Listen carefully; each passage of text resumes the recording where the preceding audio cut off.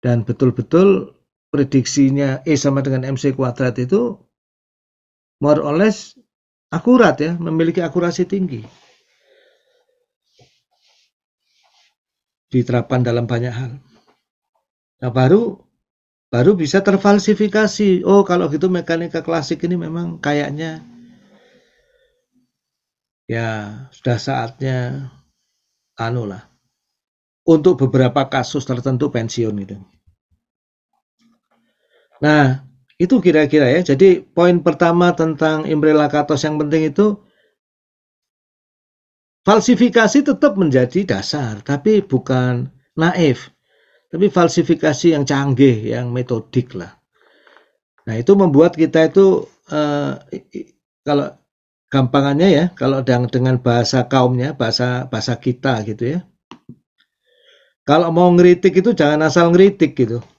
Kasih dong solusi gitu. Jadi kalau ngeritik asal ngeritik, ini asal bunyi. Ya, ini teori Newton sudah bagus-bagus dikritik terus. Ini bisa menjelaskan banyak hal, roket dan lain-lain jalan sampai ke Apollo kemana-mana.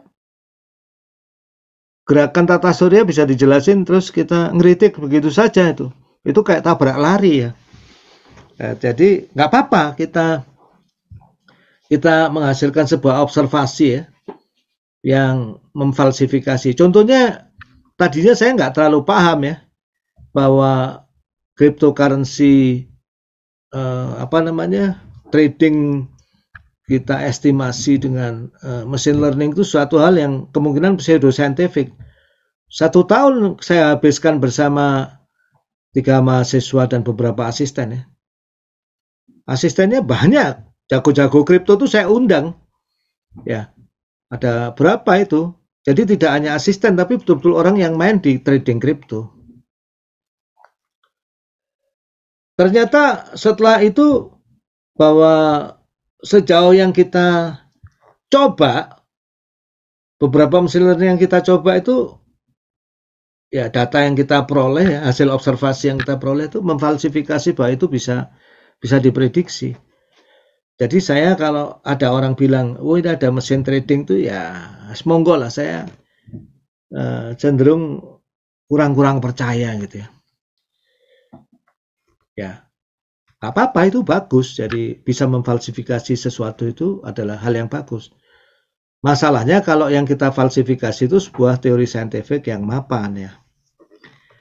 Kayak teori Newton atau teori genetika Mendel atau teori ADN-nya Watson and Crick dan seterusnya. Nah, itu nggak cukup hanya dengan itu, tapi kita perlu metodic falsification. Itu poin pertama dari apa yang dibahas oleh Lakatos. Tentu Lakatos membahasnya jauh lebih filosofis dan jauh lebih menarik ya. Ya, barangkali di antara Anda ada yang tertarik nanti untuk meneruskan tradisi filsafat sains itu ya. Soalnya kalau Anda lihat di Amerika, di negara-negara maju itu profesor spesialis filsafat sains, metafisik, logik, dan filsafat sains itu sangat prominent, sangat ya merupakan tonggak-tonggak berpikir ya, yang luar biasa, dihormati sekali mereka ya. Sama dibutuhkannya dengan para saintis dan disiplin lain ya. Nah, oke, itu poin pertama. Nah, terus kita masuk poin kedua. Apa yang disebut Scientific Research Program dari Lakatos?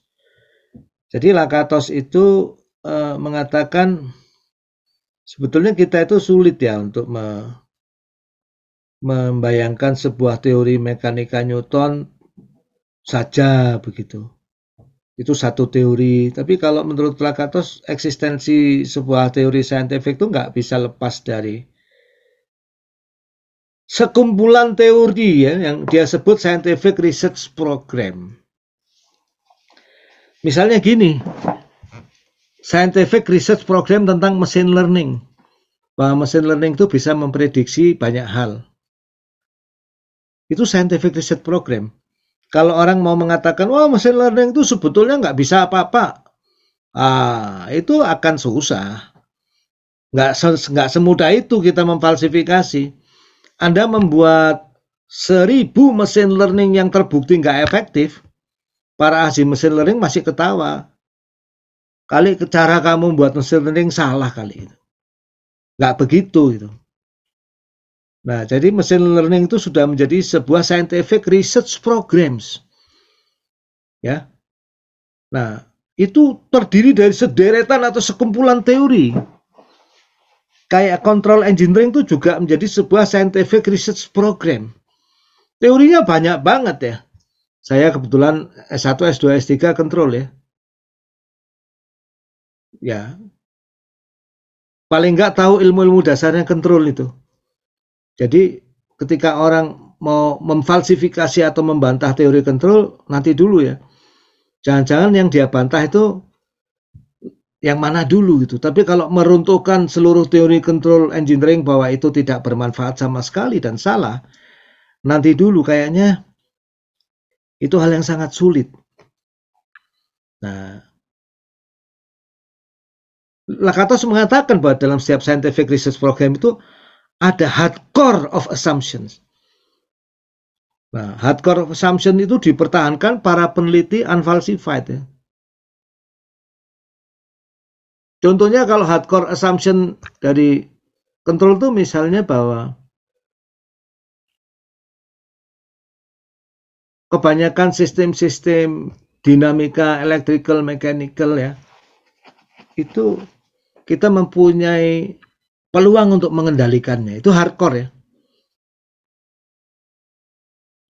Ya sebagai contoh yang paling sederhana, quantum control ya.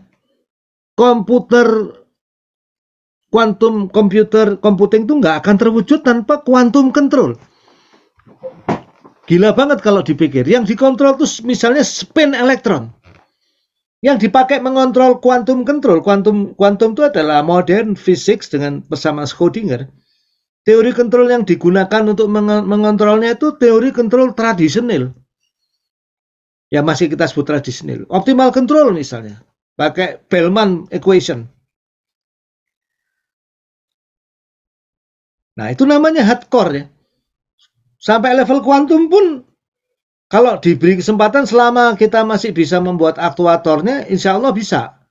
Persamaan dinamiknya masih bisa kita nyatakan dalam sebuah persamaan diferensial. Dalam hal ini misalnya adalah ya persamaan-persamaan dinamik dalam kuantum, mekanika kuantum itu ya kita bisa kontrol gitu. Dan itu sekarang menjadi bidang yang sangat luar biasa ya. Sayangnya quantum control itu saya cek kayaknya di TB ini dan di Indonesia masih langka banget. Saya lagi tertarik untuk dikit-dikit masuk ke sana. Nah itu hardcore assumption ya. Nah kemudian ada protective belt. Kalau protective belt itu mau difalsifikasi, monggo-monggo aja, itu siap bongkar pasang gitu. Nah, jadi biasanya kata Imre Lakatos, saintis itu, ini penafsiran saya tentang Imre Lakatos ya, gampangnya ya untuk memudahkan. Saintis itu sikap awalnya harus open minded, siap difalsifikasi, siap dibantah. Ya. Karena pada dasarnya dia pewaris intelektualnya Popper ya. Tidak ada kebenaran saintifik yang mutlak itu. Semua corroborated. Semua itu hanya tangguh lah ya. Dan sains itu adalah sebuah perjalanan relativisme disposesif. Relativisme yang meningkat terus karena dihantam oleh refutation dan bisa menjawab bantahan-bantahan. Tapi pada satu sisi saintis itu sangat open-minded, pada sisi lain saintis itu yang ada dalam scientific research program ini ngotot ya. Karena scientific research program ini dibangun berdarah-darah. Kayak misalnya saya di bidang kontrol itu, mulai dari sesepuh kita, kalau saya bilang sesepuh kami ya, Kiai Haji Lyapunov, katakanlah dia sebut Haji lah, karena buat saya ilmu dunia sama ilmu agama itu nggak ada batas ya. Ya mudah-mudahan saja. Lyapunov itu seperti halnya Kalman tuh pendahulu-pendahulu kontrol yang luar biasa. Dan ini sudah ada ribuan, puluhan ribu saintis yang meneruskannya. Jadi effortnya luar biasa.